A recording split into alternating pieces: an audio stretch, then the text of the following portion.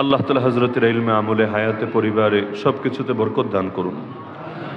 আমাদের সবাইকে তার উত্তম পরামর্শ ও দিক নির্দেশনাগুলোকে আমলে পরিণত করার তৌফিক দান করুন। এশার পর থেকে এতক্ষণ পর্যন্ত অত্যন্ত গুরুত্বপূর্ণ আলোচনা করছিলেন আপনাদেরই পরিচিত মুখ শেখুল হাদিস আল্লামা আনোয়ারুল ইসলাম দামাত বারাকাতুহুল আলিয়া। আল্লাহ তাআলা হযরতকেও জাযায়ে খায়ের দান করুন। তো মাদ্রাসার নামই হলো আশরাফুল মাদারিস বাগে মদিনা।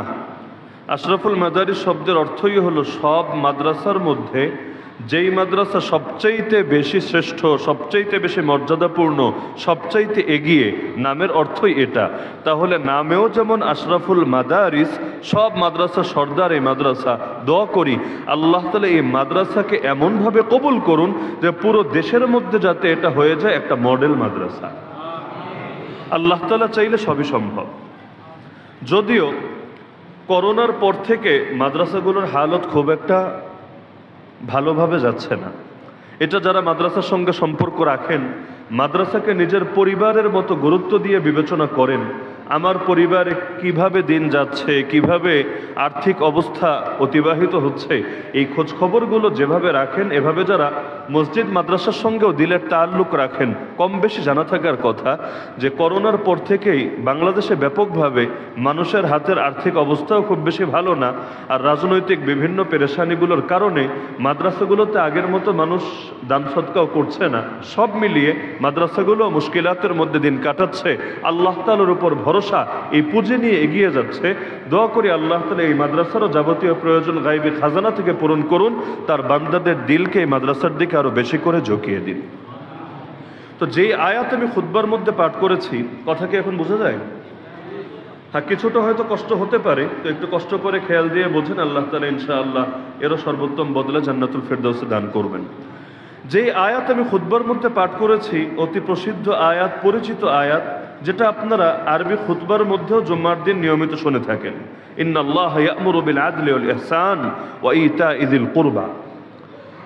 আয়াতের শাব্দিক অর্থ হলো নিশ্চয়ই আল্লাহ তাআলা আদেশ দিচ্ছেন আদল এবং ইহসানের। আদল আর ইহসান মানে কি? এই আয়াতের বহু তাফসীর আছে, এর মধ্যে একটা হলো স্বাভাবিক প্রচলিত তাফসীর। তবে সেটাকে বাদ দিয়ে আজকে যেহেতু ইসলাহি মাহফিল, এই ইসলাহের একটা গুরুত্বপূর্ণ বার্তা দেওয়ার জন্য এই আয়াতের একটা তাফসীর আমি উল্লেখ করছি। এই আয়াতের একটা তাফসীর হলো যে ইন্নাল্লাহা ইয়া'মুরু বিল আদলি ওয়াল ইহসান। আল্লাহ যে বান্দাকে দুইটা জিনিসের আদেশ দিলেন, প্রথম জিনিসের নাম আদল, দ্বিতীয় জিনিসের নাম ইহসান। এই আদলের তাফসীর হলো, আদল মানে হলো সমান হয়ে যাওয়া, একরকম হয়ে যাওয়া, মানে মানুষের জাহের এবং বাতেন উভয়টাই সুন্দর হয়ে যাওয়া, তার জাহেরটাও নেককার হয়ে যাওয়া, আর তার ভেতর, তার অভ্যন্তর, তার বাতেনটাও নেককার হয়ে যাওয়া। আর ইহসান মানে হলো যে জাহের যতটা সুন্দর হবে, বাহির যতটা সুন্দর হবে, বাহির থেকে লোকে দেখে আমাকে যতটা ভালো ভাববে, ভেতরটা তার চাইতেও বেশি সুন্দর হয়ে যাওয়া। স্তর দুইটা। এর বাইরে আরেকটা স্তর আছে, সেটা আদেশ আল্লাহ তো করার সুযোগই নাই, সেটা হলো একটা মুনাফিকি, মানে হলো যে বাহিরার ভেতর একরকম না হয়ে ভিন্ন রকম হয়ে যাওয়া। প্রথম তো দুইটা বললাম, যে আদল মানে হলো বাহিরও সুন্দর, ভেতরও সুন্দর। ইহসান মানে হলো বাহির তো সুন্দর আছেই, ভেতর বাহিরের চাইতে আরো বেশি সুন্দর। আর 3 নম্বর স্তর হলো বাইরে দিয়ে তো ফিটফাট, লেকিন ভেতর দিয়ে পুরাই সদরঘাট। অর্থাৎ বাহিরটা সুন্দর কিন্তু ভেতরটা সুন্দর না, ভেতরটা গান্দেগি দিয়ে ভরা, ভেতরটা রোগ দিয়ে ভরা, ভেতরটা ফিতনা দিয়ে ভরা, ভেতরটা মুনাফিকে দিয়ে ভরা। এই যে অনেক দুর্নীতিবাজ যে গত 1 সপ্তাহের মধ্যে ধরা খেলো, আপনারা তো এমন লোকও দেখেছেন যে বাইরে থেকে দেখলে মনে হয় পুরাই দরবেশ বাবা, কিন্তু আমলনামা ঘাটলে আখিরাতে তো আল্লাহ তাআলা সব আমলনামা প্রকাশ করবেন। দুনিয়ার মানুষ জানেই কতটুকু আর প্রকাশ করতে পারেই বা কতটুকু। তো দুনিয়ার মানুষ যা দেখে তা দেখেই তাদের মাথার উপর আসমান ভেঙে পড়ে, হায় রে ভাবলাম কি আর বাস্তবে দেখলাম কি। তো এটাকে বলা হয় মুনাফিকি, মানে বাহিরটা তো সুন্দর হয়েছে, ভেতরটা সুন্দর হয় নাই। আল্লাহর রাসূলের জামানায় মুনাফিক যারা ছিল, এদের রোগ ছিল কোথায়? বাইরে না ভেতরে? বাইরে এসে কত সুন্দর সুন্দর কথা বলতো। কোরআন মাজিদে 28 নম্বর পারায় একটা সূরার নামই আছে সূরায়ে মুনাফিকুন, মুনাফিকদের নামে সূরা। তো মুনাফিকদের নামে সূরা হয়েছে, এ কারণে কি মুনাফিকরা আল্লাহর কাছে দামি হয়ে গেছে? কোরআনে থাকলেই দামি হয়ে যায় বিষয়টা এমন না। কোরআনে তো শয়তানও আছে, কোরআনে তো ইবলিসও আছে, কোরআনে তো ফেরাউনও আছে। এমনকি ফেরাউন শব্দটা একবার উচ্চারণ করলে 50টা নেকি আমল নামায় সঙ্গে সঙ্গে যুক্ত হয়। আর এমনি কথা বলতে গিয়ে ফেরাউন বললে সওয়াবটা পাবেন না, কিন্তু কোরআন তেলাওয়াত করতে গিয়ে যদি আপনি ফেরাউন শব্দ উচ্চারণ করেন, যেমন আমি আয়াত তেলাওয়াত করলাম, ওয়াকালা ফিরআউনু যারুনি আকতুল মূসা ওয়ালিয়াদউ রাব্বাহ। যখন আমি ফেরাউন শব্দ বললাম, ফেরাউন শব্দের মধ্যে 5টা অক্ষর আছে। কয়টা অক্ষর? আর আপনারা জানেন কোরআন মাজিদের একটা অক্ষর যদি পড়ে বান্দা, তার আমলনামায় সওয়াব লেখা হয় একটা নাকি 10টা? তাহলে ফিরআউন, ফা রা আইন ওয়াও নুন, 5টা অক্ষর। তাহলে যখন আমি এই 5টা অক্ষর উচ্চারণ করলাম, আমার আমলনামায় কি 5টা সওয়াব আসলো না 50টা সওয়াব আসলো? একইভাবে ইবলিস লিখতেও 5টা অক্ষর লাগে, শাইতান, শিন ইয়া তা আলিফ নুন, এখানেও 5টা অক্ষর লাগে, মানে সবগুলো হাফ সেঞ্চুরি। ইবলিস বললেও হাফ সেঞ্চুরি, শয়তান বললেও হাফ সেঞ্চুরি, ফেরাউন বললেও হাফ সেঞ্চুরি। আর যদি নামাজে দাঁড়িয়ে বলেন সওয়াব আরো বেড়ে যাবে, যদি রমাদানুল মুবারকে তেলাওয়াত করেন সওয়াব আরো বেড়ে যাবে। তবে সর্বনিম্ন যার নিচে আর হবে না সেটা হলো 50টা নেকি। কিন্তু আমার নাম বললে কিন্তু নেকি নাই, আপনার নাম বললে কিন্তু নেকি নাই। কিন্তু ফেরাউনের নামটা কোরআন তেলাওয়াত করতে গিয়ে পড়লেও নেকি আছে। তো নেকি কামাচ্ছেন ফেরাউনের নাম পড়ে, তাতে কি হয়েছে? ফেরাউন কি আল্লাহর কাছে দামি হয়ে গেছে? তো এখন মুনাফিকুন নামে একটা সূরা আছে 28 নম্বর পারায়, এর প্রথম আয়াতেই আল্লাহ বলেন, ইযা জাআকাল মুনাফিকুনা ক্বালু নাশহাদু ইন্নাকা লারাসূলুল্লাহ। আপনার কাছে যখন মুনাফিকরা আসে হে নবী, তারা এসে বলে আমরা সাক্ষ্য দিচ্ছি নিশ্চয়ই আপনি আল্লাহর রাসূল। কাকে বলছে? রাসূলকেই কিন্তু বলছে, কোনো ভণ্ডকে বলছে না। যেমন গোলাম আহমদ কাদিয়ানি এই টাইপের কোনো ফ্রডকে গিয়ে বলছে না, যিনি রাসূল তাকেই গিয়ে বলছে আমরা সাক্ষ্য দিচ্ছি নিশ্চয়ই নিশ্চয়ই আপনি আল্লাহর রাসূল। তাহলে মুহাম্মদুর রাসূলুল্লাহ সাল্লাল্লাহু আলাইহি ওয়াসাল্লাম যে আল্লাহর রাসূল, এটা কি সত্য না মিথ্যা? তার মানে যে কথাটা বলেছে বাস্তবতার সঙ্গে যদি বিবেচনা করেন, বাস্তবসম্মত কথাটাই তো বললো যে তিনি আল্লাহর রাসূল, তাকে এসে আল্লাহর রাসূলই বলছে। কিন্তু ওই যে প্রথম শব্দ বলেছেন না সাধু, আমরা সাক্ষ্য দিচ্ছি, এটা তো মিথ্যা। আসলে ওরা সাক্ষ্য দিচ্ছে দিল থেকে না, ওদের কলবের সাথে ওদের জবানের মিল হচ্ছে না। মুখে আছে একটা, ভেতরে আছে আরেকটা। তো মুখে যদি একটা থাকে, ভেতরে যদি আরেকটা থাকে, এটাকেও কোরআনের ভাষায় মিথ্যা বলে। মুখে যা বললাম বাস্তবতার সঙ্গে না মিললে সেটা যেমন মিথ্যা। যেমন আমি বয়ান করছি এখন কোন জেলায়? টাঙ্গাইলে। আমি যদি মনে করেন একটা ফোন আসলো, আমি বললাম হ্যাঁ হ্যালো স্যার, জি আমি এখন জামালপুরে আছি, এই কথাটা বললাম, তাহলে কি এটা বাস্তবের সাথে মিললো নাকি অমিল হলো? তাহলে এটাকে সত্য বলে না মিথ্যা বলে? মিথ্যা। তাহলে বাস্তবে হচ্ছে যেটা, আমি যদি সেটার ব্যতিক্রম বলি এটাও মিথ্যা, কোনো সন্দেহ নাই। কিন্তু এটা যেমন মিথ্যা, কোরআনের আয়াত থেকে আমরা বুঝলাম মুখের সাথে যদি দিল না মেলে, মুখের সাথে যদি দিল না মেলে সেটাও মিথ্যা। এজন্য আল্লাহ নবী বলেছেন মুনাফিকের 1 নম্বর আলামত কথা বললে সত্য বলে। কথা বললে কি বলে? কথা বললে কি বলে? তাদের দিলের সাথে তাদের মুখেরটা মিলে না। মুখ দিয়ে কত সুন্দর সুন্দর কথা বলে, আমরা তো নিজেদের জন্য কিছুই চাই না, আমরা তো জনগণের জন্যই সব চাই, জনগণের কল্যাণ ছাড়া তো কিছুই বুঝি না, আমরা তো ভাজা মাছটাও উল্টে খেতে জানি না। এটা হলো মুখের কথা। আর মুখ দিয়ে আরো কত ফেনা তুলে ফেলে যে এই জনগণকে উন্নয়ন এনে দিতে পারলে, উন্নত করতে পারলে জিন্দেগিটা আমার কামিয়াব, আমারটা কামিয়াব, আমার 14 গোষ্ঠীরটা কামিয়াব। আর দিলের মধ্যে আছে উল্টাটা, দিলের মধ্যে আছে আমার পকেট যত ভরবে, পকেট না থাকলে ভ্যানিটি ব্যাগ যত ভরবে তত আমার কামিয়াবি। এর জন্য জনগণকে যতভাবে উল্লু বানানো যায়, যতভাবে ধোকা দেওয়া যায়, সেটা আমার কামিয়াবি। এখন যদি মেগা প্রজেক্টের নামে মেগা মেগা দুর্নীতি করা যায়, এটা তো কামিয়াবির উপরে কামিয়াবি। তাহলে মুনাফিক এসে বলছে নিশ্চয়ই আপনি আল্লাহ রাসূল, কিন্তু আল্লাহ বলে দিচ্ছেন আল্লাহু ইয়ালামু ইন্নাকা লারাসূলু, আল্লাহ খুব ভালো করে জানেন আপনি আল্লাহর রাসূল, কিন্তু আল্লাহু ইয়াশহাদু ইন্নাল মুনাফিকিনা লাকাযিবুন, আল্লাহ নিজে সাক্ষ্য দিচ্ছেন নিঃসন্দেহে মুনাফিকরা মিথ্যাবাদী। তার মানে হলো যাদের ভেতর আর বাহির মেলে না, তাদের এই শানটাকে মুমিনের শান বলে না, মুনাফিকের শান বলে। তাহলে মুমিনের শান হবে দুইটার যে কোনো একটা, দুইটার যে কোনো একটা।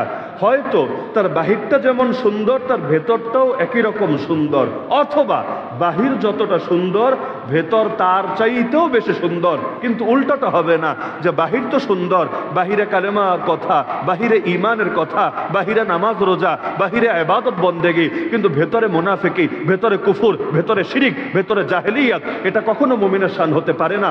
যেমন আমি জিজ্ঞেস করি, কাদিয়ানীদের নাম শুনেছেন আপনারা? যাদের আরেকটা নাম হলো আহমদিয়া, নাকি? এখন তো এই নাম তো একেবারে আন্তর্জাতিক অঙ্গনেই চলে, বিশেষ করে পশ্চিমে তো চলেই। পশ্চিমের দালালরাও এই নামগুলো উচ্চারণ করে, অনেকে তো সংখ্যালঘুদের সঙ্গে মিলিয়ে ফেলে। হিন্দু খ্রিস্টান বৌদ্ধ যেমন, আহমদিয়া আর কাদিয়ানিও তেমন। যদিও হিন্দু খ্রিস্টান সে অমুসলিম পরিচয়ে থাকে, আর কাদিয়ানি অমুসলিম হয়েও মুসলমানের নাম ব্যবহার করে গোটা জাতির সঙ্গে ধোঁকা আর প্রতারণার আচরণ করে। তা আমি আপনাদেরকে প্রশ্ন করি, কাদিয়ানিরা কি নামাজ পড়ে না? পড়ে না মনে হয়। রোজা রাখে না, হজ করে না, জাকাত দেয় না, মসজিদ বানায় না, বাহ্যিক এই কাজগুলো করে। হিজবুত তৌহিদ আপনাদের টাঙ্গাইলের তো পরিচিত মুখ।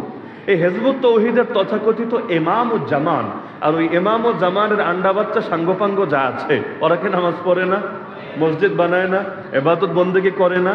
তাহলে যদি নামাজ পড়লেই মুমিন হয়, রোজা রাখলেই মুমিন হয়, হজ করলেই মুমিন হয়, জাকাত দিলেই মুমিন হয়, কাদিয়ানিরাও মুমিন, হিজবুত তৌহিদরাও মুমিন। মুমিন মানে মরতে দেরি, জান্নাতে যেতে দেরি হবে না। আর যদি জাহান্নামে যায়ও বেশি দিন থাকবে না, নির্দিষ্ট কিছু মেয়াদ থাকবে, এরপর একদিন না একদিন তারা জান্নাতে যাবে। ইহুদিরা এই টাইপের কথা বলতো, আল্লাহ কোরআনে বলে দিয়েছেন, লান তামাসসানান নারু ইল্লা আইয়ামাম মাদুদা। তারা বলতো, শোন মুসলমানরা, জাহান্নামের আগুন আমাদেরকে মোটেও স্পর্শ করবে না, যদি করেও অল্প কয়েকদিনের বেশি এটা স্থায়ী হবে না। মানে জাহান্নামে গেলেও কয়েকদিন থাকবো, তারপর চেল চালাইয়া জান্নাতে চলে যাব। ভাবটা এমন, জান্নাত যেন ওর বাপের জায়গা। কি জান্নাত কি ইহুদিদের বাপের জায়গা? জান্নাত কার দান? আরে জান্নাত কার দান? আল্লাহর দান। আল্লাহর দান, আল্লাহ যাকে ইচ্ছা করেন তাকে দান করেন। যালিকা ফাদলুল্লাহ ইউতিহি মান ইয়াশা। আল্লাহর দান নিয়ে তো কারাকারি করা যায় না, যে এখানে আমাকে অধিকার দিতে হবে, অমুক আর তমুকের অধিকার দেওয়া যাবে না। আল্লাহ তাআলা যা চান তাই হবে। আল্লাহ রাসূলের আপন চাচা হয়েও জান্নাতের অধিকারী না হয়ে জাহান্নামী, আর আমি আপনি কত দূরের বাসিন্দা, এবং আত্মীয়তার বিবেচনায় আল্লাহ রাসূলের বংশেরও আমরা কেউ না। তারপরও আল্লাহ কত দয়া করলেন, কত মায়া করলেন, কত ভালোবাসলেন। আল্লাহ আমাদেরকে জান্নাতের পথের পথিক বানালেন। আল্লাহ যদি এই নিয়ামত নিয়ে মরার তৌফিক দান করেন, ইনশাআল্লাহ আমরাও জান্নাতে গিয়ে বলবো, আলহামদুলিল্লাহিল্লাযী হাদানা লিহাযা ওয়া মা কুন্না লিনাহতাদিয়া লাউলা আন হাদানাল্লাহ। আর প্রশংসা সেই আল্লাহর, যিনি আমাদেরকে এই পথে পরিচালিত করেছেন। আর আল্লাহ পরিচালিত না করলে হেদায়েতের পথে চলার কোনো শক্তি আমাদের ছিল না। তাহলে মুমিনের স্তর হবে দুইটা, যে কোনো একটা। হয়তো তার ভেতরটা যেমন সুন্দর বাহিরটাও একই রকম সুন্দর, অথবা ভেতর যেমন সুন্দর বাহির তার চাইতেও বেশি সুন্দর। আল্লাহ রসুলের একটা দোয়া শোনাই আপনাদেরকে, হয়তো একবার শুনলে আরবিটা মনে থাকবে জরুরি না।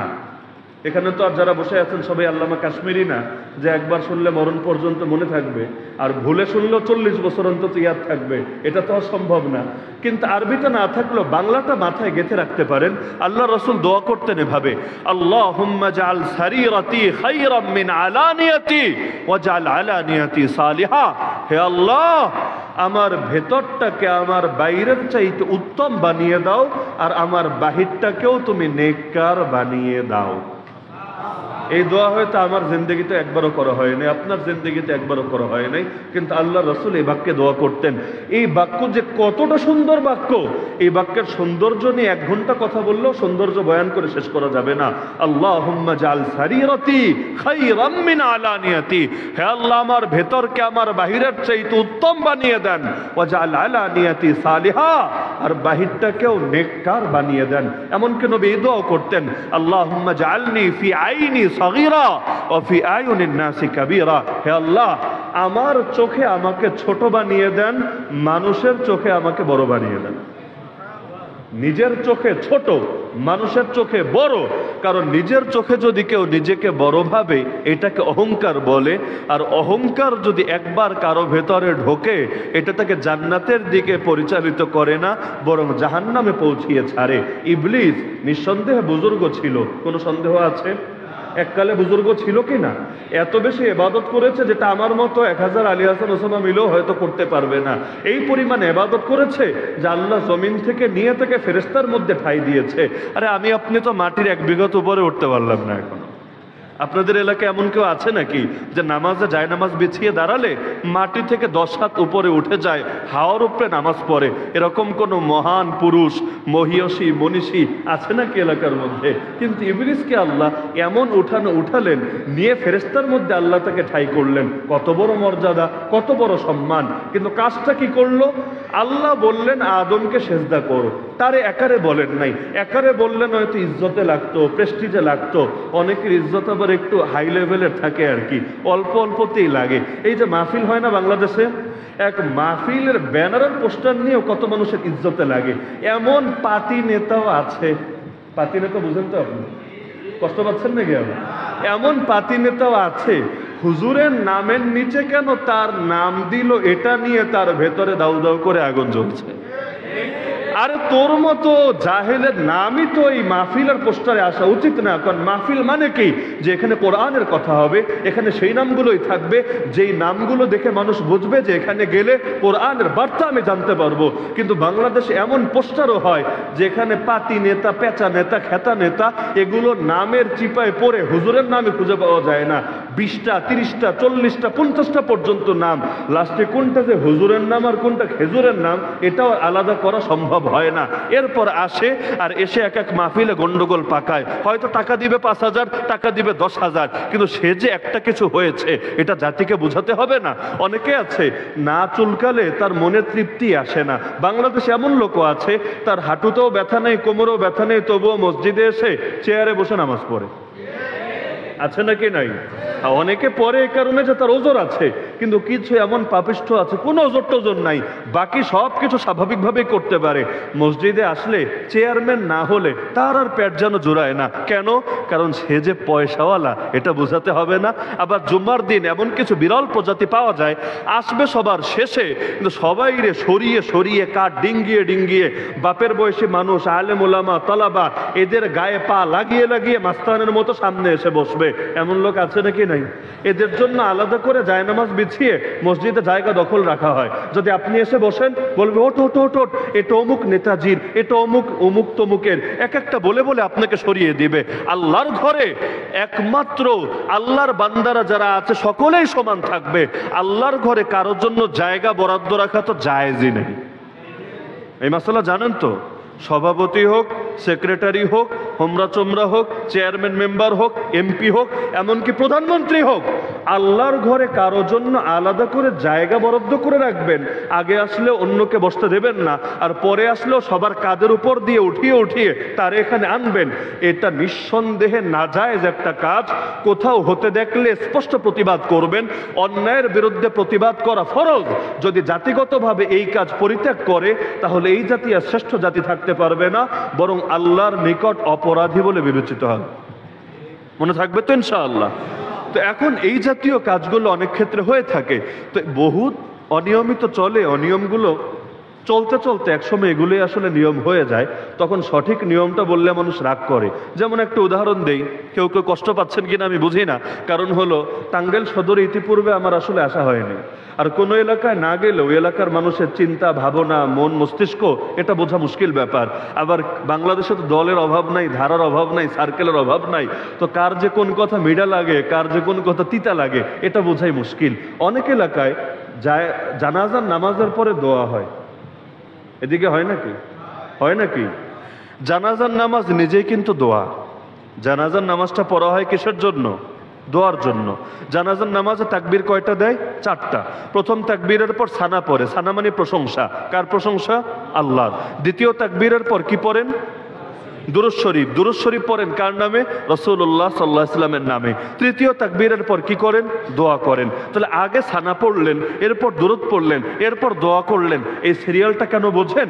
কারণ দোয়া কবুল হওয়ার জন্য সবচাইতে আসান তরিকা হলো যেই দোয়ার শুরুতে এবং শেষে আল্লাহর প্রশংসা থাকে, নবীর শানে দুরূদ থাকে, ওই দোয়া আল্লাহ ফিরায় না, আল্লাহ তাআলা কবুল করে।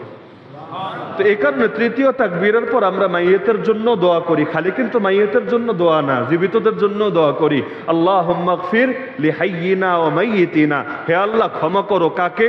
লিহাইয়িনা মানে আমাদের মধ্যে যারা জীবিত আছে তাদেরকে, ওয়া মাইয়িতিনা এবং যে মরে গেছে তাকে। মরার দোয়া পরে, জিন্দার দোয়া কিন্তু আগে। উপস্থিত অনুপস্থিত সকলের জন্য দোয়া করা হয়। ওয়া শাহিদিনা ওয়া গায়িবিনা, শাহিদ মানে উপস্থিত, গায়িব মানে অনুপস্থিত, ছোট বড় সবার জন্য দোয়া হয়। ও সগীরিনা ও কাবীরিনা, সগীর মানে ছোট, কাবীর মানে বড়, নারী পুরুষ সবার জন্য দোয়া হয়। ও যাকারিনা ও উনসানা, যাকার মানে পুরুষ, উনসা মানে নারী। এই যে এত সুন্দর একটা দোয়া করা হয়। তো দোয়াটা শেষ, চতুর্থ তাকবীর দিল, সালাম ফিরালো, হুজুর এবার একটু দোয়া করেন, বলে না? তো ভাই এতক্ষণ কি হলো? বলবে এতক্ষণ তো নামাজ হলো। আচ্ছা নামাজে কি হলো, কি হয়েছে এটা তো আর পাগলে বোঝে নাই, কারণ আরবিতে বলেছে তো মাথার উপর দিয়ে গিয়েছে। এখন আমরা হলাম জাতিগতভাবে বাঙালি, এজন্য বাংলায় শুনলে মন ভরে, বাংলায় না শুনলে মন ভরে না। এজন্য একটা সুবিধার দিকও আছে, এই যে বিগত 16-17 বছর যেই কথাগুলো, কোরআনের কথাগুলোই বাংলায় বলার কারণে একজন দুজন না, হাজারের অধিক আলেমকে কারাগারে যেতে হয়েছে, জেল খাটতে হয়েছে। আর এই কথাগুলোই এর চাইতে আরো ডেঞ্জারাস কথাগুলো আরবিতে বলার পরও কেউ তেরে আসে নাই, কেউ আওয়াজকে বন্ধ করতে চায় নাই। কারণ কথাগুলো যখন নামাজে তেলাওয়াত করেছে আরবিতে অথবা আরবি খুতবায় বলেছে, তখন আর নেতা খেতারা বুঝতেই সক্ষম হয় নাই। আরবি নিয়ে টেনশন নাই, বাংলা হলে তাদের চিন্তার শেষ নাই। তো এজন্য জানাজার পরে বলে দোয়া করে দাও, অথচ দোয়া কিন্তু একটু আগে হয়েছে, এবং সেই দোয়াটা নবীর শেখানো দোয়া, আমার শেখানো না, আপনার শেখানো না। আমাকে বলেন, এই যুগের কোনো হুজুরের দোয়া উত্তম হবে না আল্লাহ রাসূলের দোয়া উত্তম হবে? কই রাসূল আর কই আমরা আপনারা সাধারণ মানুষরা? তো রাসূলের শেখানো দোয়া করা হলো, এতে তোর পেট ভরলো না, আর তুই এখন বলছিস দোয়া করার জন্য। আচ্ছা দোয়া করলে কি হবে? তো দোয়া করলে মাইয়েতের লাভ হবে। হুজুর দোয়াই তো করতে বলেছি, খারাপ কিছু তো করতে বলি নাই, গান তো শুনতে বলি নাই, মিউজিক তো বাজাতে বলি নাই, দোয়া করতে বলেছি। দোয়া করলে মাইয়েতের লাভ, লসের তো কিছু নাই। এই যুক্তি দেয় না? আর এই যুক্তি দেয় কি না? অথচ আপনারা যে কোনো আলেমকে গিয়ে জিজ্ঞাসা করেন যে একজন ব্যক্তি যখন মারা যায় তাকে তাড়াতাড়ি, যত তাড়াতাড়ি সম্ভব কবরে রাখলে এটা তার জন্য ভালো হয় নাকি দেরি করলে তার জন্য আরাম হয়? এই জিনিসটা যে কোনো আলেমের কাছে আপনারা জিজ্ঞাসা করে নিজেরাই জেনে নিয়েন, আমার বলার দরকার নাই। তো একটা লাশের মাইয়ত যদি আপনার আসলে আত্মীয় হয়, আসলে আপন হয়, আপনার তো সেটাই লক্ষ্য। সমস্ত ওলামার আপনাকে কথাই বলবে, যত তাড়াতাড়ি তাকে কবরে শোয়াবেন ততই তার আরাম হবে, ততই তার শান্তি হবে। মাছ ডাঙ্গায় ভালো থাকে না পানিতে ভালো থাকে? মাছ যদি উঠিয়ে ডাঙ্গায় স্বর্ণের বিছানার উপরেও ওকে সুন্দর করে আপনি সিট দিয়ে দেন, এতে আরামে থাকবে নাকি জলাশয়ের পানিতে সে আরামে থাকবে? তাহলে যেভাবে মাছ পানিতে আরামে থাকে, এভাবে মাইয়ে তো মাটির উপরে আরামে থাকে না, মাটির নিচে আরামে থাকে। তা আপনি যদি তার ভালোই চান, নিয়ম হলো জানাজার পরে লাশ দেখাবেন না। লাশ দেখানোর চ্যাপ্টার নামাজের আগে, নামাজের পরে না। নামাজ শেষ, যত তাড়াতাড়ি সম্ভব তাকে নিয়ে আপনি মাটির নিচে দাফন করবেন। হ্যাঁ, দাফন করার পরে যত মনে চায় দোয়া করেন, কোনো সমস্যা নাই।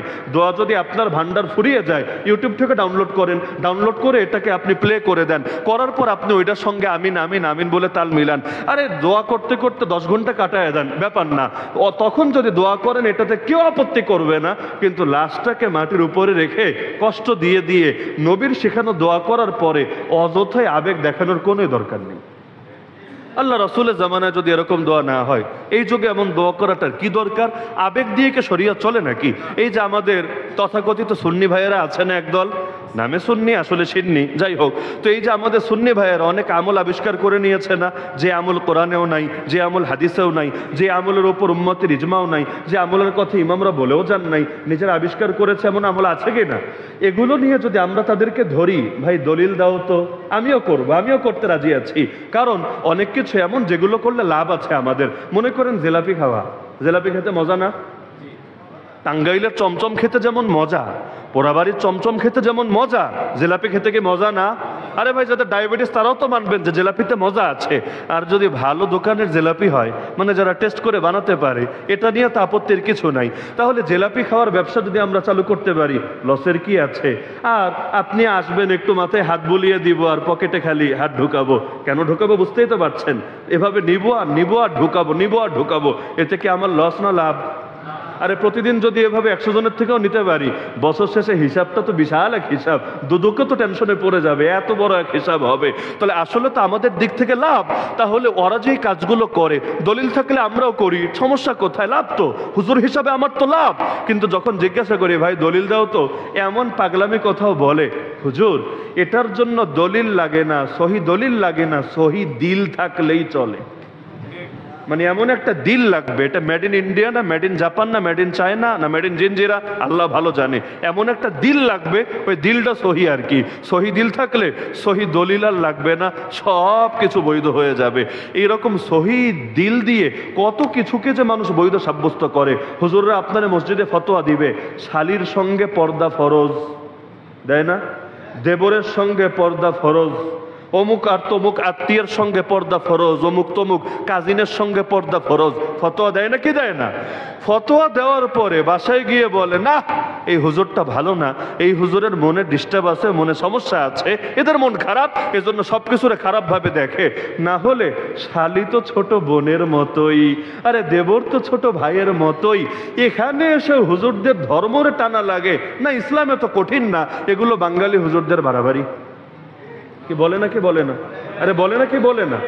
এমনকি দেখা যাবে বহুত নামাজি লোক, বহুত রোজাদার লোক, ইসলামের বহুত বিধান মানে, কিন্তু বাড়িতে আপনি যদি লক্ষ্য করেন, দেখবেন এই লাইনগুলোতে পর্দা পশিদা ঠিকভাবে রক্ষা করে না। এদের দলিল কি জানেন?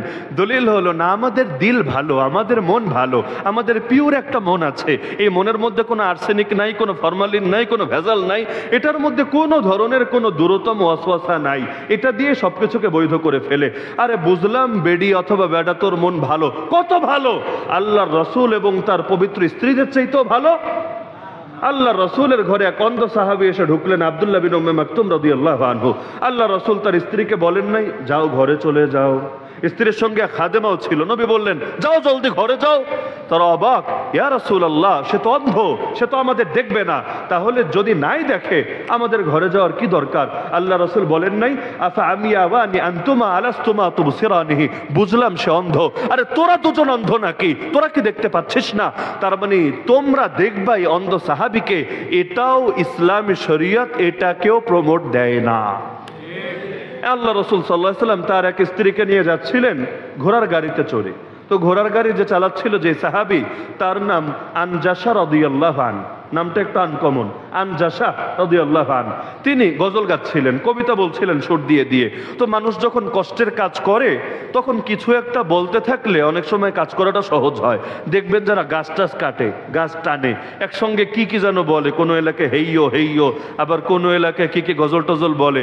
আবার দেখবেন যারা নৌকা চালায়, মাছ টাছ ধরে, একেবারে কণ্ঠ যেমনই হোক, গলা ছেড়ে কিছু একটা গাওয়ার চেষ্টা করে, এতে নাকি কষ্ট কম হয়, কাজটা একটু সহজ হয়। তো আনজাশা রাদিয়াল্লাহু তাআলা আনহু, তিনি আসলে কাউকে শোনানোর জন্য না, এমনি ঘোড়ার গাড়ি চালাচ্ছিলেন আর আস্তে আস্তে করে সুর দিয়ে দিয়ে আরবি কবিতা বলছিলেন। আল্লাহ রাসূল সাল্লাল্লাহু আলাইহি ওয়াসাল্লাম তাকে নিষেধ করে বললেন, রুয়াইদাকা ইয়া আনজাশা রিফকাম বিল কাওয়ারির লা তাকসিরিল কাওয়ারির। আনজাশা, চুপ করো, তুমি কাচের প্রতি নম্রতা প্রদর্শন করো, কাচের বোতল ভেঙে ফেলো না। বলবেন কাচ আসলো কোত্থেকে আবার? আরে কাচ মানে আল্লাহ রসুল নারীর হৃদয়কে তুলনা দিয়েছেন কাচের সঙ্গে।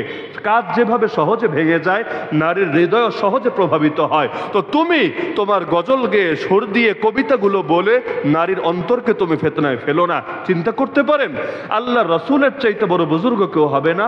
আল্লাহ রসুলের স্ত্রীদের মতো পৃথিবীর কোন নারী এই যুগে হবে না, সম্ভব না, হতে পারে না। আল্লাহ রসুল যদি তার স্ত্রীদের ক্ষেত্রে এত বেশি সতর্ক থাকতে পারেন, তাহলে এই যুগে কোন নারী এসে দাঁড়িয়ে বলবে না আমাদের মন তাদের চাইতে বেশি পবিত্র? আবেগ দিয়ে সবকিছুকে বৈধতা দেওয়া যায় না। এই আবেগের পথ দিয়েই আজকাল বাংলাদেশেও নতুন ফেতনা ঢুকতে শুরু করেছে। নারীবাদের নাম শুনেছেন? নারীবাদ, নারীকে কেন্দ্র করে গড়ে উঠেছে যে মতবাদ, ইংলিশে বলে ফেমিনিজম, আর এই মতবাদে যারা বিশ্বাসী ওদেরকে বলে ফেমিনিস্ট।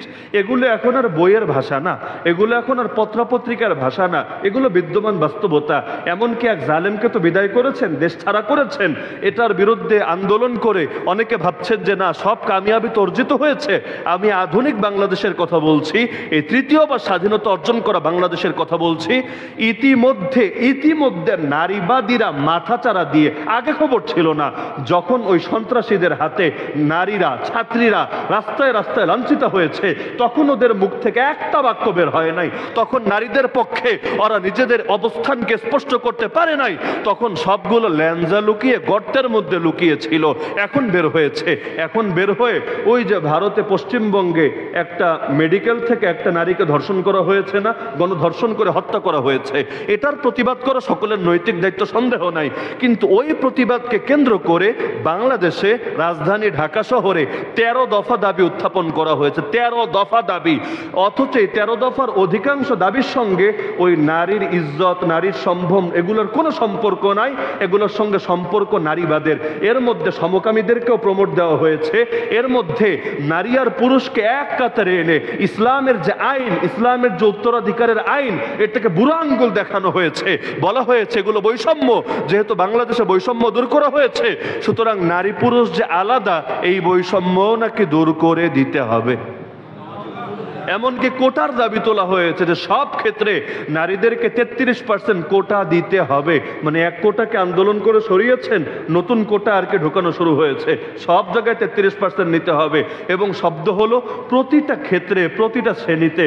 তো আগামীতে 33% ইমাম সাহেব, 33% মুয়াজ্জিন সাহেব, 33% খতিব সাহেব, 33% বক্তা সাহেব, এই ক্ষেত্রেও তো নারীদেরকে নিয়োগ দিতে হবে। ওই নারীবাদীরা এসে এসে তখন তো মাহফিলে ওয়াজ করা শুরু করবে, বলবে নারী পুরুষের যেহেতু সমানাধিকার, তাহলে সমানাধিকার কেন শুধু অফিস আদালতে থাকবে, ওয়াজের মাঠেও এখন নারী পুরুষ একসঙ্গে টেম্পু চালাবে।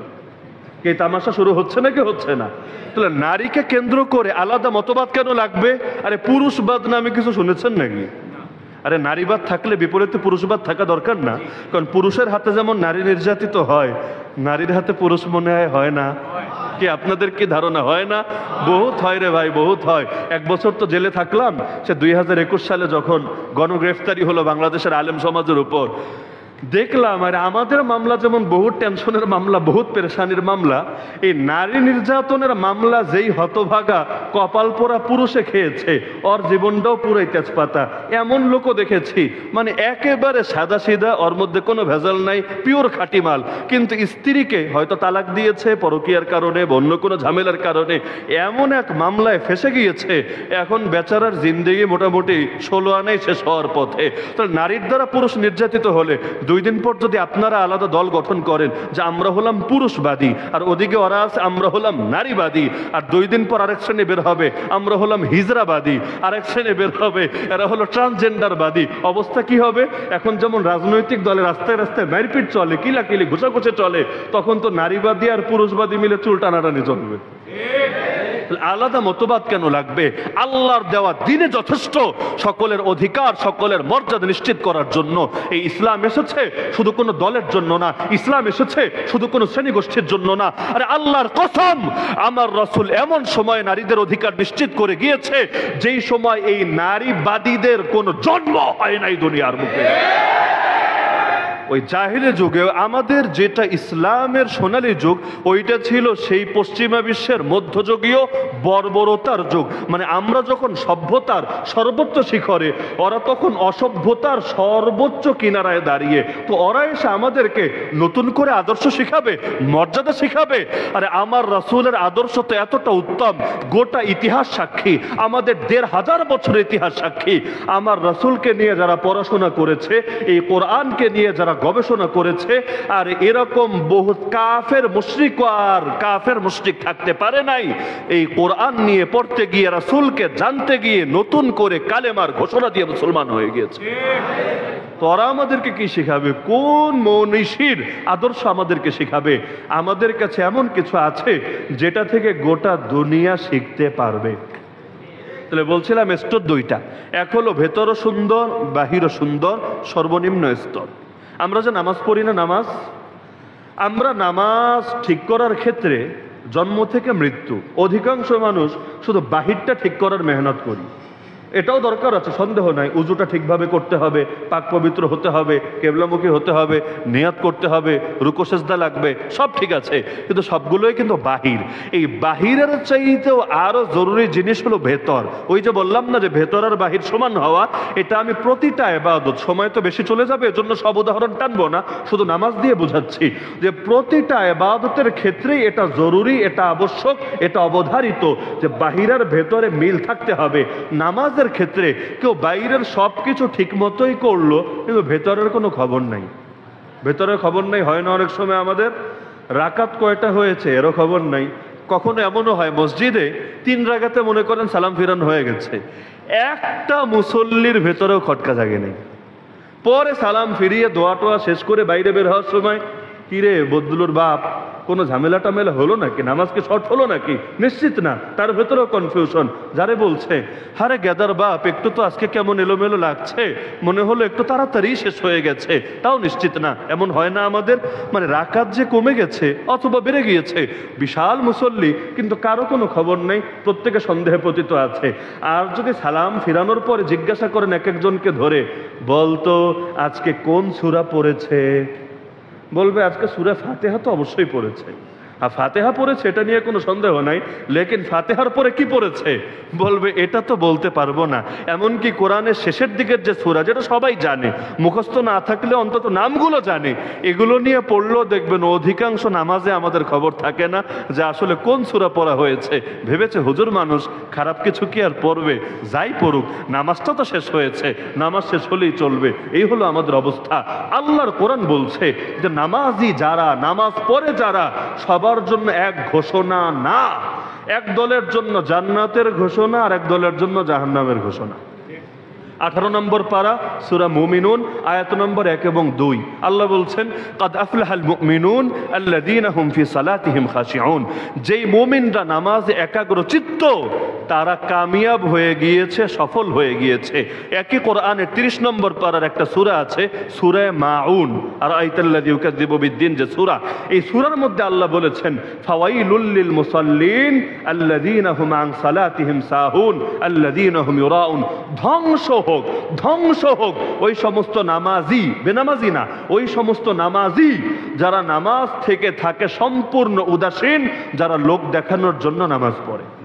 তাহলে এক জায়গায় নামাজের কথা বলে আল্লাহ সফলতার কথা বলছেন, আর এক জায়গায় নামাজের কথা বলে বরবাদের কথা বলছেন। ফাজাইলে আমল আছে না মসজিদে, অনেকে এগুলো তালিমে নিয়মিত বসেন না। এই ফাজাইলে আমল মানে এটা যেহেতু সকলের নাগালে মোটামুটি, এজন্য উদাহরণটা টানছি। এখানেও দেখবেন এই কথাটা আছে যে নামাজ শেষে এক শ্রেণীর নামাজকে ফেরেশতারা পূর্ণ তেনার মতো পেঁচিয়ে মুখে ছুঁড়ে মারে আর ধিক্কার দিয়ে বলে তোর এই 2 নম্বর নামাজের আল্লাহর কোনো দরকার নেই। সবচাইতে বড় চোরকে যারা মাহফিলে এসে চুরি করে, যারা কোথায় চুরি করে, যারা নামাজে চুরি করে, আরে যারা পদ্মা সেতুতে চুরি করে, যারা রূপপুর পারমাণবিক প্রকল্পে চুরি করে, যারা বঙ্গবন্ধু টানেলে চুরি করে, যারা এই রাষ্ট্রের বড় বড় ক্ষেত্রে চুরি করে, ওদের চাইতে বড় চোর যারা নামাজে চুরি করে। কেন? কারণ যে আল্লাহর সঙ্গে ফাঁকিবাজি করে ও জনগণের সঙ্গে আরো বেশি ফাঁকিবাজি করবে, এটাই স্বাভাবিক। আল্লাহর সঙ্গে যে সৎ না, ও মানুষের সঙ্গে সৎ হবে, এটা সাধারণত কল্পনাও করা যায় না। মানুষ কিছু জায়গায় আসল রূপটা বেরিয়ে যায়। যেমন দুনিয়ায় মনে করেন সবার কাছে আপনি ভালো, বউয়ের কাছে আপনি খারাপ। কেন? এজন্য না যে বউ আবার কোনো অবৈধ ব্যাপার স্যাপার আছে, এজন্য না, বরঞ্চ বাইরের মানুষের সামনে তো একটা ভাব ধরে থাকেন, তো বউ জানে তলে তলে আপনি কেমনে মাছি মারেন। তো এখন ওই ভেতরের চিত্রটা তো বউ জানে, এজন্য বউর কাছে ভালো না। আল্লাহ নবী বলেছেন তাহলে আসলেই তুমি ভালো না। খাইরুকুম লিআহলিহি, তোমাদের মধ্যে শ্রেষ্ঠ সে যে নিজের স্ত্রীর কাছে শ্রেষ্ঠ। ওয়া আনা খাইরুকুম লিআহলি, আমি আমার স্ত্রীদের কাছে সবচাইতে বেশি শ্রেষ্ঠ। তাহলে মানুষের সততা তো এখন নামাজের ক্ষেত্রে যেমন, রোজার ক্ষেত্রে, রোজা মানে কি যে আপনি সূর্যোদয়েরও আগে সেই সুবহে সাদিক থেকে শুরু করে সূর্যাস্ত পর্যন্ত খাবেন না, পানি পান করবেন না, স্ত্রীর সাথে মিলিত হবেন না, এটার নামই তো রোজা। কিন্তু একটা মানুষ মনে করেন এই কাজগুলো তো করলো না, কিন্তু গালিগালাজ করলো, গীবত করলো, চগলখুরি করলো, চোখ দিয়ে আজে বাজে জিনিস দেখলো, কান দিয়ে নিষিদ্ধ জিনিসগুলো শুনলো, বাকি সব আকাম কুকাম করলো, তাহলে এই রোজার দ্বারা কি আল্লাহর কাছে সে দামি হবে? আল্লাহ নবী বলেন, রুব্বা সাইমিন লাইসা মিন সিয়ামিহি ইল্লাল জু। এমন বহুত রোজাদার আছে যাদের রোজা থেকে প্রাপ্তি শুধুমাত্র একটা, না খেয়ে ক্ষুধার কষ্ট করে, দ্বিতীয় কোনো প্রাপ্তি নাই। আল্লাহ ওদেরকে কিছুই দিবেন না, কারণ ওরা রোজার প্রাণটাকে মেরে ফেলেছে। তো প্রাণ যদি মরে যায়, ওই জিনিসের দাম থাকে না, সেটাকে কেউ কোনো কাজেও লাগায় না। তাহলে যে কোনো আমলের ক্ষেত্রে ভেতর আর বাহির দুটোই ঠিক করা লাগবে নাকি লাগবে না? আরে লাগবে নাকি লাগবে না? তো এবার ইসলাহি মাহফিল থেকে পুরো আলোচনাটা বুঝলে আমি আমার বার্তাগুলো সহজেই দিয়ে দিতে পারবো। এক নম্বরে, আমরা যদি খাঁটি মুমিন হতে চাই, আমাদেরকে ভেতর থেকেই আগে শুরু করতে হবে। এই যে ঈমান আর আকীদা, এর সম্পর্ক কি বাহিরের সাথে আগে না ভেতরের সাথে আগে? ভেতরে যদি ঈমান আকীদা না থাকে আর বাইরে যদি ঈমান আকীদার ঘোষণা একেবারে ব্রাশ ফায়ারের গতিতেও বের হতে থাকে, এই ঈমান আল্লাহর কাছে গ্রহণযোগ্য হবে? তাহলে প্রত্যেকে আজকে থেকে আমরা এই শপথ করি যে আমরা প্রত্যেকে নিজের ঈমান এবং আকীদাকে সহি করব। কারণ ঈমান যদি সহি না থাকে, তাওহীদ যদি সহি না থাকে, ঈমানের সঙ্গে যদি কুফর, শিরিক, বেদাত, জাহেলিয়াত মিশ্রিত হয়ে যায়, তাহলে এই ঈমান মুক্তি দেবে না আল্লাহর সামনে। ঈমানের মধ্যে শক্তি লাগবে। এজন্য প্রত্যেকে নিজের ঈমান ঠিক করতে রাজি আছে তো ইনশাআল্লাহ? কিভাবে ঠিক করবেন? হকপন্থী ওলামায়ে কেরামের কাছে গিয়ে নিজের বিশ্বাসগুলো যাচাই করে নেবেন। আমি তো এই বিশ্বাস লালন করি, আল্লাহর ব্যাপারে আমার এই বিশ্বাস, নবীজির ব্যাপারে আমার এই বিশ্বাস, আখিরাতের ব্যাপারে আমার এই বিশ্বাস, সাহাবীদের ব্যাপারে আমার এই বিশ্বাস। এভাবে নিজের বিশ্বাসগুলো যাচাই করবেন। মনে রাখবেন, আকীদার গুরুত্ব আমার দলের চাইতে বেশি, আকীদার গুরুত্ব আমার নেতার চাইতে বেশি, আকীদার গুরুত্ব আমার সার্কেলের চাইতে বেশি, আকীদার গুরুত্ব আমার জিন্দেগির চাইতে বেশি। আকীদার লাইনে কোনো কম্প্রোমাইজের সুযোগ নেই, কোনো আপোষের সুযোগ নাই। আজকাল মানুষ ফিতনায় পা দেয় এই আকীদাগত বিভ্রান্তির কারণে। আমলে বিভ্রান্তি ঢোকে পরে, আকীদায় বিভ্রান্তি ঢোকে আগে। আকীদায় যদি একবার বিভ্রান্তি ঢোকে, আমল যতই সুন্দর থাকুক না কেন, সে আমল আর ফলপ্রসূ হয় না। এই যে যারা বিভিন্ন দলটল করে, অনেকে নিজের দল নেতাদেরকে আল্লাহর সমান মর্যাদা দিয়ে রাখে। আল্লাহ বলে একটা, আর ওদের দলের উপরের কমান্ড, উপর থেকে কমান্ড আসে আরেকটা। সে জানে আল্লাহ বলেছেন এটা, তবুও নিষিদ্ধটা করে। এমনকি কেউ যদি তার ভুল ধরিয়ে দেয়, এমন কুফরি কথা মুখ দিয়ে বলে ফেলে যেটা শুনলে সাধারণ মানুষও বোঝে আর ঈমান আর থাকতে পারে না। মানুষকে অন্যায়ভাবে হত্যা করা হালাল না হারাম? যদি আমার অফিসার বলে, যদি আমার নেত্রী বলে, যদি এমপি সাহেব বলে, যদি সচিব সাহেব বলে, যদি ডিআইজি সাহেব বলে, আরে গোটা দুনিয়ার সবাই মিলে যদি বলে, তাও তো হারাম। কিন্তু দেখা যাচ্ছে উপর থেকে আদেশ এসেছে, মুখের মধ্যে ইয়া বড় বড় দাড়ি নিয়ে পর্যন্ত মুসলমানের বুকে গুলি চালাচ্ছে। এই যে আবু সাঈদের বুকে যে গুলি চালিয়েছে, ওর দাড়িটা আমার দাড়ির চাইতে বড়। এই ঢাকা শহরে এমন হয়েছে যে একাধিক জায়গায় এই ছাত্র জনতার উপর গুলি চালিয়েছে, কিন্তু মুখ থেকে দেখলে মনে হয় জোরে আমাদের মতো জামা কাপড় পরিয়ে দিলে পীরানে পীর দস্তেগীর জামানার গাউসার কুতুব দেখতে মনে হবে যে কত বড় হুজুর। এরকম হুজুর তো আর জগতে পাওয়াই যায় না। অথচ এমন একটা নিকৃষ্ট কাজ করেছে, একজনকে হত্যা করা আর পৃথিবীর সবাইকে হত্যা করা সমান। কোরআনই বলে দিয়েছে, মান কাতালা নাফসান বিগাইরি নাফসিন আও ফাসাদিন ফিল আরদ ফাকান্নামা কাতালান নাসা জামিআ। তো কিয়ামতের দিনে আবু সাঈদকে, এই মুগ্ধকে, আর ওদের বুকে যারা গুলি চালিয়েছে, উপরের আদেশের দোহাই দিয়ে ওদেরকে যখন সামনাসামনি দাঁড় করানো হবে, তখন কি যুক্তি দেবে আল্লাহর সামনে দাঁড়িয়ে? দুনিয়ায় আইডেন্টিফাই হোক না হোক, দুনিয়ায় চিহ্নিত হোক না হোক, আল্লাহর সামনে তো আর কোনো ধরনের জবাব দেওয়ার কোনো সুযোগ থাকবে না। তো সত্য আগে আল্লাহর কাছে হতে হবে। তো দল পরে, আল্লাহ আগে, সব ক্ষেত্রে এটা মনে রাখতে হবে। এমনকি অনেকে আছে যখন গরিব থাকে ভালো থাকে, কিন্তু যখন টাকা পয়সা আসে তখন তার আসল রূপ বেরিয়ে পড়ে। অনেকে আছে যখন ক্ষমতা থাকে না তখন খুব সাধু থাকে, যখন ক্ষমতা আসে তখন তার অন্য রূপ বেরিয়ে পড়ে। হয় নাকি হয় না?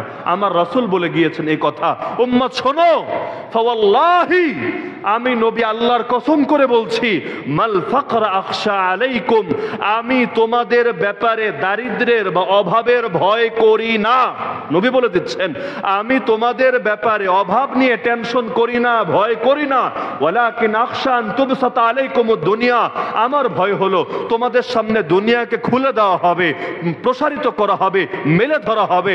ফাতানাফাসুহা কামা তানাফাসুহা, তখন তোমরা দুনিয়ার প্রতিযোগিতায় মেতে উঠবে যেমন তোমাদের পূর্বের জাতিগুলো মেতে উঠেছিল। ফাতুহলিকাকুম কামা আহলাকাতহুম, এই দুনিয়ায় তখন তোমাদেরকে ধ্বংস করবে যেভাবে তাদেরকে ধ্বংস করে ছেড়েছে। বাংলাদেশে এমন নজিরও আছে, ক্ষমতায় আসার আগে আলেম ওলামার সঙ্গেও ভালো সম্পর্ক ছিল, দ্বীনের কথাও বলতো, বিভিন্ন দিনে মেহনত করত, ক্ষমতায় আসার পর আস্ত দালালে পরিণত হয়ে গিয়েছে। আজকাল তো এই যে জাতীয়তাবাদ আর গণতন্ত্র এগুলো দিয়ে দিয়ে মুসলমানের ইমানকে পর্যন্ত হুমকির মুখে ফেলে। দেখা যাবে একজন মুসলমান তার বাড়ি ভারতে, আর আমি মুসলমান আমার বাড়ি বাংলাদেশে, তো ভারত যে বাংলাদেশের উপর জুলুম করে এটা তো স্পষ্ট, নাকি এটা পিএইচডি করে বোঝা লাগবে?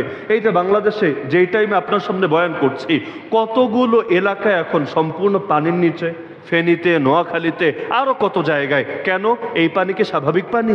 আরে বন্যা ঠিক আছে, কিন্তু এই বন্যা পানির বন্যা না, এটা হলো জলের বন্যা।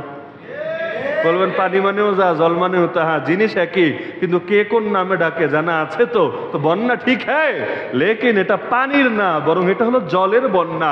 আরে কত বছর পর, প্রায় 31-32 বছর পর একটা নতুন করে একটা জায়গা খুলে দিয়েছে, কোনো ওয়ার্নিংও দেয় নাই। মানে আমাদের নেত্রীজিকে রিসিভ করেছে, এজন্য ভাবটা এমন, রাগ কিভাবে মিটাবে, যে আমাদেরকে পানিতে চুবায়া মারবে, মানে হাতে না ভাতে মারবে, এই টাইপের এক আজীব তামাশা শুরু করে দিয়েছে। এখন মনে করেন একজন মুসলমানের বাড়ি ভারতে, সে ভাবলো যত আকাম কুকামি করুক, আমার দেশই তো করেছে, আমার সরকারই তো করেছে, তাহলে আমি এদের পক্ষ অবলম্বন করি, ওদিকে মুসলমান ডুবে মরলে মরুক। ইতিমধ্যে মারা গিয়েছে প্রেগনেন্ট এক নারী পর্যন্ত এক এলাকায়, সম্ভবত বিবারিয়ার আখাউড়ায়, যতটুকু আমার মনে পড়ছে, এই বন্যার পানিতে ভেসে গিয়ে বাচ্চাও শেষ, তিনিও শেষ, ইন্তেকাল করেছেন। তো এখন কেউ যদি তার দেশ করেছে, তার সরকার করেছে, তার এলাকার লোকেরা করেছে, এজন্য এটার পক্ষে অবস্থান করে, কিয়ামতের দিন আল্লাহর কাছে জবাব দিতে পারবে। নবী বলেছেন, যে ব্যক্তি আসাবিয়াতের জন্য লড়াই করে, আসাবিয়াতের উপর মরে, সে জাহান্নামী হবে, সে জাহেলিয়াতের উপর মৃত্যুবরণ করবে। আসাবিয়াত মানে দলান্ধতা, আসাবিয়াত মানে অন্যায় সাম্প্রদায়িকতা, মানে আমার দলের লোক আকাম করলেও এটা বৈধ, আর আরেক দলের লোক ভালো কাজ করলেও এটা অবৈধ। এমন হয় না বাংলাদেশে? এই যে এত বছর যে জুলুম হলো, আচ্ছা ওই দল যারা করতো, এদের কেউ কি এটা বোঝে নাই যে এটা জুলুম? কেউ বোঝে নাই এটা অন্যায়? কেউ বোঝে নাই যেগুলো স্বৈরাচার? বোঝে নাই। তো বোঝার পরও যারা চুপ ছিল, এরা হলো দলান্ধতায় লিপ্ত, আরবিতে বলে আসাবিয়াত। নবী বলেন আসাবিয়াত নিয়ে যদি কেউ মরে, সে এক প্রকার জাহেলি মরণ মরেছে। সুতরাং আকীদা আগে না দল, দেশ, এই সেই এগুলো আগে? আজকাল তো অন্যান্য জিনিস আনা হয়, এই দেশের জন্য প্রাণ দিবি তোরা, লড়াই কর। এখন দেশের জন্য প্রাণ দিতে গিয়ে কি করতে হবে? মুসলমান মারতে হবে, মসজিদ ধ্বংস করতে হবে। ইসরাইল আপনারা মহব্বত করেন না? খুব কি মহব্বত করেন নাকি? এই যে আপনাদের কাছে ঘৃণিত ইসরাইল, এই ইসরায়েলিরা যে ফিলিস্তিনের বুকে আমাদের ভাই বোনদেরকে শহীদ করছে, জুলুম করছে, এমনকি মসজিদ আকসা পর্যন্ত, আপনি এটা ভাববেন না ইসরায়েলের আর্মিতে যারা আছে সবাই ইহুদি। জিন্দেগিতেও এটা সত্য কথা না। আমি আপনাকে এখন প্রমাণ বের করে দেখাতে পারবো, ইসরায়েলের বাহিনীতে কয়েকশো তো নিশ্চিত, এর সংখ্যা হাজারের অধিকও হতে পারে, যারা মুসলমান বলে নিজেদেরকে পরিচয় দেয়, এমনকি যাদের অনেকে নামাজও পড়ে। অনেকে ভাবে ইসরায়েল মানে মনে ইহুদি। আর ইসরায়েলে মেহনত করে এসেছে এমন লোক একাধিকজন আমাকে শুনিয়েছে, ইসরায়েলের মধ্যে তাবলিগের মার্কাজও আছে 3টা। তাবলিগের মার্কাজ কি ইহুদিদের জন্য বানায়?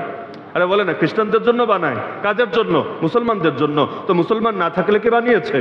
আরে মুসলমান না থাকলে কে বানিয়েছে? হ্যাঁ বলবেন, তাহলে ওই মসজিদগুলো দখল করলো না কেন?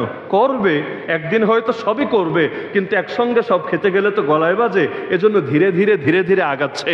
কিন্তু এমন দৃশ্য অনলাইনে পর্যন্ত দেখা যায় যে মুসলমানদেরকে মেরে এসে উজু করে পবিত্র হয়ে জায়নামাজ বিছিয়ে ইসরায়েলের পতাকা সামনে নিয়ে নামাজ পড়ছে, ভাবছে মরতে দেরি, জান্নাতে যেতে দেরি না। অথচ আপনারাই ফতোয়া দেন ও মরলে এক লাফে জান্নাতে যাওয়ার কথা না, জাহান্নামে যাওয়ার কথা। এমনকি মুসলমানদের বিরুদ্ধে কাফেরদেরকে সহযোগিতা করা, এটা ঈমান নষ্ট হওয়ার একটা কারণ, ঈমান ভঙ্গ হওয়ার একটা কারণ। ওমান ইয়াতাওয়াল্লাহু মিনকুম ফাইন্নাহু মিনহুম, কোরআনে জানিয়ে দিয়েছে যে ওদেরকে বন্ধু বানাবে, সেও ওদের একজন বলেই বিবেচিত হবে।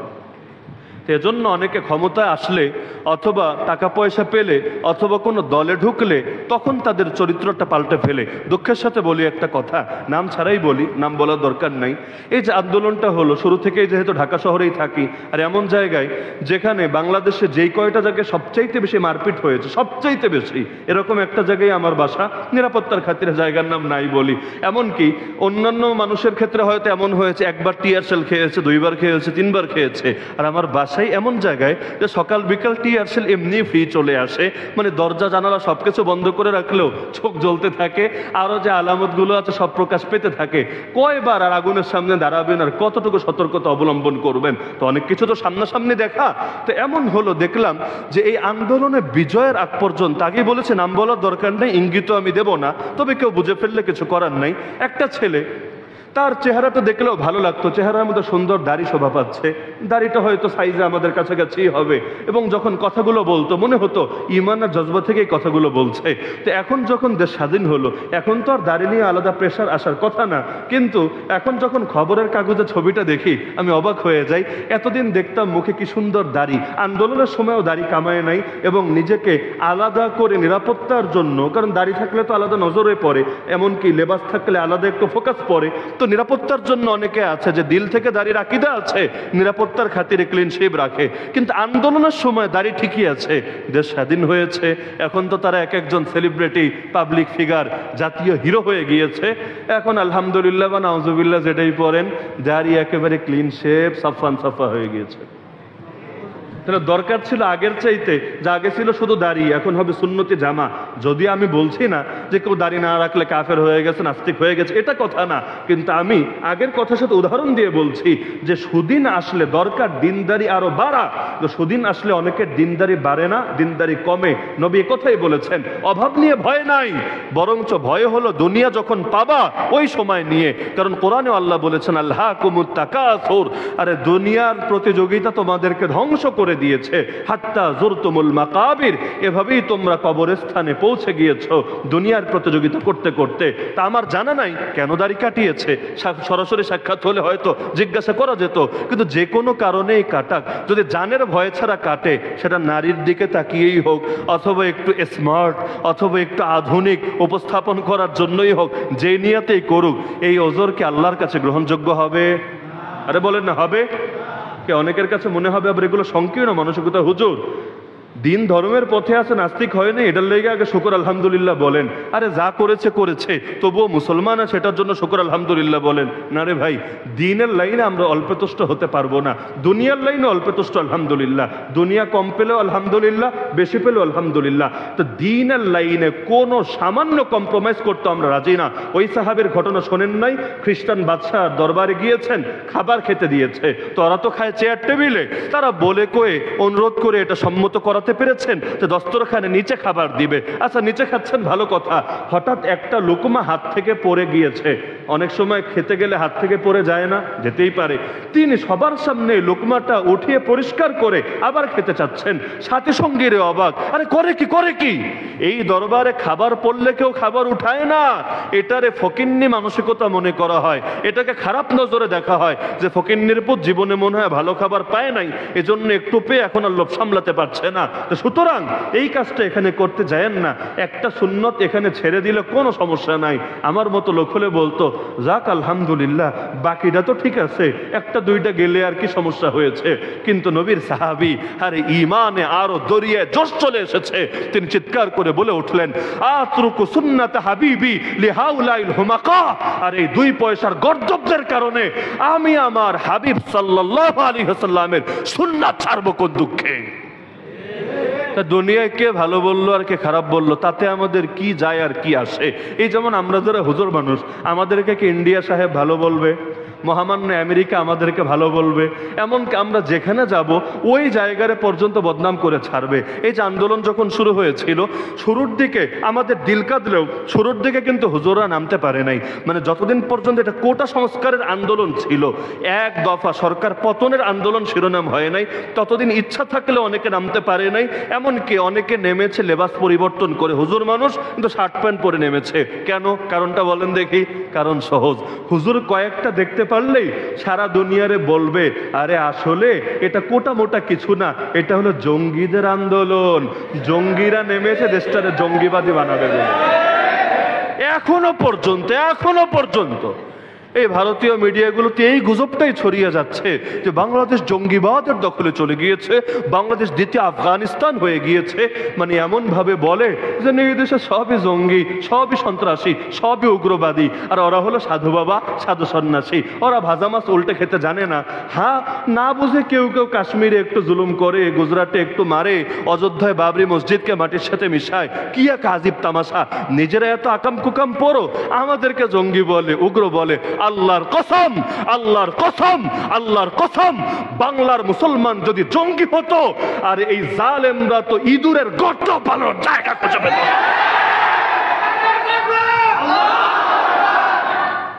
এই দেশের মুসলমান শান্তশিষ্ট বলে, শান্তশিষ্ট সুবোধ বালক বলেই এখনো পর্যন্ত ওরা আস্ত আছে। এত জুলুম করার পর ওরা টিকে আছে। বাংলাদেশে কি বাবরি মসজিদ টাইপের কোনো ঘটনা ঘটেছে? আরে বলেন না, এই যে মসজিদ ভেঙে, তো এত প্রাচীন মসজিদ, সম্রাট বাবর কি আর আমার যুগের লোক? আমার বাপের যুগের, আমার দাদার যুগের, আমার পরদাদার যুগের লোক? এত আগে সেই সম্রাট বাবরের জামানা নির্মিত বাবরি মসজিদকে যে শহীদ করেছে, সেখানে মন্দির বানিয়েছে, রাম মন্দির, রাম মন্দির। আরে মন্দির বানাবে বানা, দুনিয়ায় কে জায়গার আকাল পড়েছে? কিন্তু মসজিদ ভেঙে মন্দির বানানো, অথচ এটাকে আইনিভাবে প্রমাণ করতে পারে নাই। ক্ষমতার যোগে বিচার ব্যবস্থাকে প্রভাবিত করে নিজেদের পক্ষে রায় নিয়ে এই আজীব একটা তামাশা করেছে। এরপর মুসলমানদেরকে অন্য একটা জমি দান করেছে, এখানে তোরা মসজিদ বানায় নে। আজও পর্যন্ত ভারতের মুসলমান মসজিদ দূরের কথা, সেই জায়গা ছুঁয়েও দেখে নাই। কেন? কারণ এক মসজিদ যেটা নির্মিত হয়েছে, কিয়ামত পর্যন্ত সেটা মসজিদই থাকে। এটা ইসলামের ফতোয়া। জমিন থেকে নিয়ে আসমান, এই পুরো এরিয়াটাই আল্লাহর তালিকায় মসজিদ হিসাবে লিপিবদ্ধ থাকে।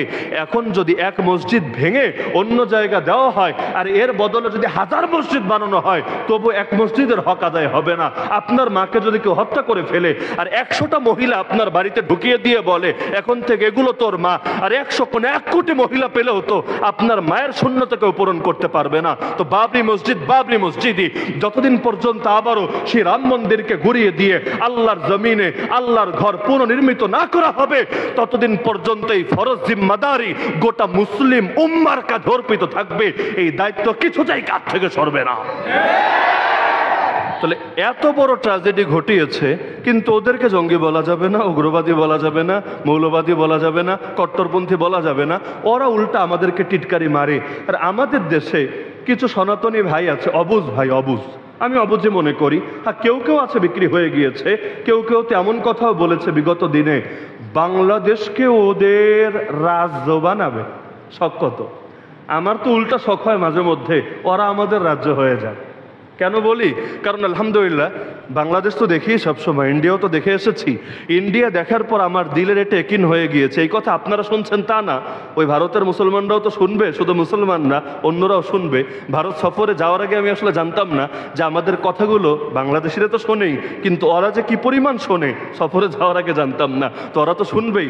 আমি বাস্তবে 100% দায়িত্ববোধের সাথে বলছি, ওরা যেই ধরনের সভ্যতা সংস্কৃতি লালন করে, এর চাইতে বহুত ভালো অবস্থান এই জাতি আছে, এবং তাদের এই নৈতিক অধিকার এবং যোগ্যতা আছে। তারা গোটা হিন্দুস্তান শাসন করতে পারবে ওদের চাইতে 1000 গুণ উত্তম ভাবে। তা আছে, কিন্তু এটা থাকলে তো আর হবে না। তো যাই হোক, এখন কিছু সনাতনী ভাইদেরকে ওরা বুঝ দেয়। এই যে দেখেন, রাতের বেলা গিয়ে আমাদের ছাত্ররা পড়ালেখা বাদ দিয়ে, মাদ্রাসার পড়ালেখা কিন্তু খালি দিনে না, জানেন তো, মাদ্রাসার পড়ালেখা শুরু হয় তাহাজ্জুদের টাইমে, আর শেষ হয় কয়টায় আল্লাহ ভালো জানে। রাত 12টায় আসলেও দেখবেন পরে, 1টায় আসলেও দেখবেন পরে, 2টায় আসলেও দেখবেন পরে। আমাদের অধিকাংশ মাদ্রাসার অবস্থা এখানে কেমন চলে টাঙ্গাইলে আমি জানি না, যেহেতু আমার যাতায়াত নাই, কিন্তু আমরা যেগুলো দেখেছি বা যেগুলোর সাথে সম্পৃক্ত আছি, একটা মুহূর্তের জন্য আলহামদুলিল্লাহ সম্পূর্ণ খালি হয় না। কোথাও না কোথাও তেলাওয়াত বলেন, কিতাব পড়া বলেন, চলতেই থাকে পুরো টাইম, শুধু নামাজের টাইমটা বাদে, কারণ সেই সময়ও সবাই ইবাদত বন্দেগীতে রত থাকে। তো এই যে একটা জাতি, তো এই অনেক মন্দির, অনেক উপাসনালয় পাহারা দিচ্ছে না? আরে দিচ্ছে কি না? কিসের জন্য? যে ইসলাম ফরজ করে দিয়েছে মন্দির পাহারা দেওয়া, এজন্য? ইসলাম ওয়াজিব করে দিয়েছে এজন্য? কিছুই না, বরঞ্চ ষড়যন্ত্রের হাত থেকে জাতিকে বাঁচানোর জন্য পাহারা দিচ্ছে না? হয়তো টাঙ্গাইলেও দিয়েছে, গোটা বাংলাদেশে কম বেশি দিয়েছে। তাদের দরকার ছিল আমাদেরকে ধন্যবাদ দেওয়া, অনেকে দিয়েছেও। কিন্তু আরেক দল অবুঝ ভাই শাহবাগে গিয়ে উল্টো আমাদের বিরুদ্ধে হুঙ্কার ছুটছে যে মৌলবাদীদের হাত থেকে বাংলাদেশকে মুক্ত করতে হবে, আর এই বাংলাদেশটাকে সেকুলার বানাতে হবে, ধর্মনিরপেক্ষ বানাতে হবে। অধিকাংশ মুসলমানের আদর্শ দিয়ে এই দেশ চলবে না, বরং এই দেশকে হিজরা দেশ বানাতে হবে। হিজরা মানে হইলো বেড়াও না বেড়িও না, মাঝামাঝি আর কি। তাই এই বাংলাদেশকে সংখ্যাগুরু আর সংখ্যালঘু কারো আদর্শ দিয়ে চালানো যাবে না, এটাকে হিজরা ভার্সনে পরিণত করতে হবে, এই দাবিগুলো তুলছে। কিন্তু আমি অবাক হয়ে গেলাম, আমাদের হুজুররা কেউ মন্দির ভাঙে নাই, মন্দিরে আগুন দেয় নাই, উপাসনালয় উল্টো পাহারা দিয়েছে, উল্টো নিরাপত্তা নিশ্চিত করেছে। এমনকি যারা ভাঙতে এসেছে ওই ধর্মের দুই একটা লোক টাকার কাছে বিক্রি হয়ে ভাঙতে গিয়েছে, ওদেরকে ধরিয়ে যখন পুলিশ ছিল না তখন আর্মির হাতে তুলে দিয়েছে, আপনারা দেখেছেন। কিন্তু এই আজকে এবং গতকালকে ওই দাদা বাবুরাই পানি ছেড়ে দিয়ে কয়েক লক্ষ হিন্দু এবং সনাতনীদেরকে বিপদে ফেলে দিয়েছে। এই যে ফেনী, নোয়াখালী যেই এলাকাগুলোতে বন্যা দেখতে পাচ্ছেন, এগুলোতে 3 লাখের বেশি, আমি যতটুকু খোঁজখবর নিয়েছি, 3 লাখের বেশি হিন্দু এবং সনাতনীদের অবস্থান আছে। ওদের ঢলের পানিতে অনেক মন্দির ভেঙে গিয়েছে, ওদের ঢলের পানিতে অনেক হিন্দুর বসতবাড়ি মাটির মানে পানির তলে ডুবে গিয়েছে, অনেকের জীবন এবং সবকিছু হুমকির মুখে পড়েছে। এখন কেন শাহবাগে এসে মিছিল করে না দাদাবাবুদের বিপক্ষে?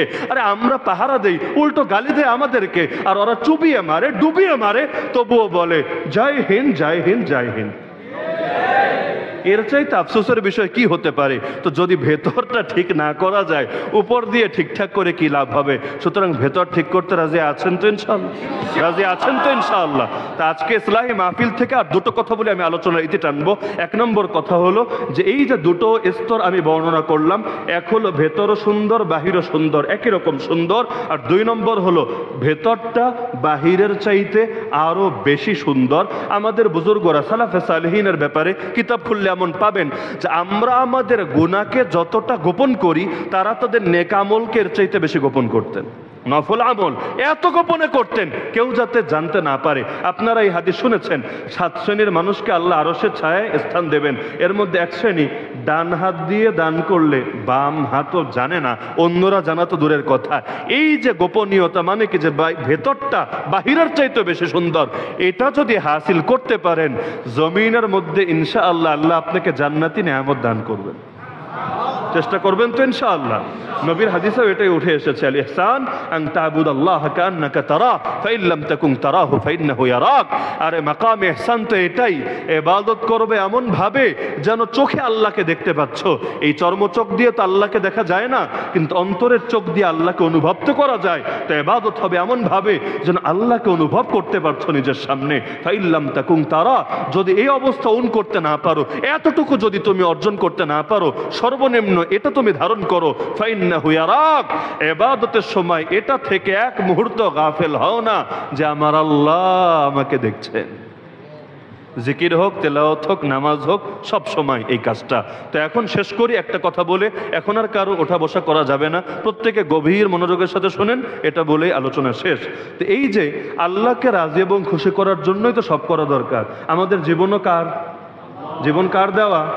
আমাদের সন্তান সন্ততি কার দেওয়া? আমাদের মাল সম্পদ কার দেওয়া?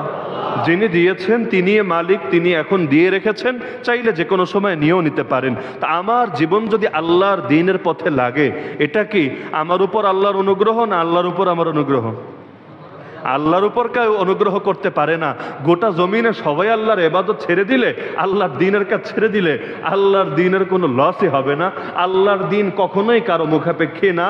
আর কেউ যদি আল্লাহর দ্বীনের ওসিলা হতে পারে, এটা তার জন্য কামিয়াবি। তাহলে এই যে মসজিদ মাদ্রাসা, এই মসজিদ কার ঘর? আল্লাহর ঘর। এই মসজিদ নবীজির বাগান, নামও দেখেন না, বাগে মদিনা, মদিনার বাগান। তো এই মসজিদ মাদ্রাসার খেদমত করা আমাদের সকলের দায়িত্ব কি না? আরে সকলের দায়িত্ব কি না? যারা বলবে যে আমি আল্লাহর বান্দা, তার দায়িত্ব আল্লাহর ঘরের খেদমত করা, যারা বলবে আমি নবীর উম্মত, তার দায়িত্ব নবীর বাগানের খেদমত আঞ্জাম দেওয়া, এগুলোই আমাদের আখিরাতের নাজাতের জরিয়া। যা খেলাম শেষ, যা পরিধান করলাম শেষ, কিন্তু যা আল্লাহ তাআলার দ্বীনের পথে ব্যয় করলাম তা শেষ না, তা অ্যাকাউন্টে জমা আছে। সর্বনিম্ন মুনাফা আল্লাহ কয় গুণ দিবেন? 10 গুণ। সর্বনিম্ন মুনাফা, দুনিয়া সুদ হারাম, কিন্তু আল্লাহ তাআলা আখিরাতে গুণ। আর সর্বোচ্চ আপনার ইখলাস যত বেশি আল্লাহ দিবেন তত বেশি। তো এই মাদ্রাসা আলহামদুলিল্লাহ সুন্দর একটা গতির সাথে এবং আপনাদের সকলকে নিয়ে সূচনা হয়েছিল। মাঝখানে করোনা এবং বিভিন্ন ধাক্কার কারণে বাংলাদেশের প্রায়